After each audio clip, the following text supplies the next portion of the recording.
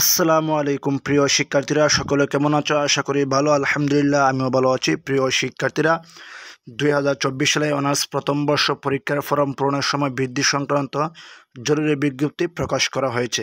তো কিছুক্ষণ আগে আমি একটা ভিডিও তৈরি করেছিলাম। তারা সেখানে অনির্দিষ্টকালের জন্য কোনো তারিখ উল্লেখ করে নাই। তো সেখানে তারা বলেছিল যে পরবর্তী নোটিশ দেওয়ার পরে ঘোষণা করা হবে। তো অলরেডি একটি নোটিশ প্রকাশ করা হয়েছে। তো দেখো, আমি তোমাদেরকে এখন দেখিয়ে দিচ্ছি। তোমরা যারা অনার্সে প্রথম বর্ষে ফর্ম ফিল আপ করতে পারছো না এতদিন ধরে, তো এখন একটা তারিখ ঘোষণা করা হয়েছে। আমি এখন তোমাদেরকে দেখিয়ে দিচ্ছি। তারিখটা দেখো, 29/6/2025 রবিবার থেকে শুরু, শেষ হবে 20/7/2025 রবিবার। অর্থাৎ এখানে প্রায় তোমাদেরকে 1 মাস সময় দেওয়া হয়েছে অলরেডি। তোমরা যারা ফর্ম ফিল আপ করতে পারো না এখন পর্যন্ত, তো তোমাদেরকে প্রায় 1 মাস সময় দেওয়া হয়েছে। আশা করি তোমরা এই 1 মাসের ভিতরে তোমরা ফর্ম ফিল আপ করে ফেলবা। কেউ যেন বাকি না থাকো। পরবর্তী সময় কিন্তু আবার জরিমানা দিয়ে তোমাদের ফর্ম ফিল আপ করতে হবে।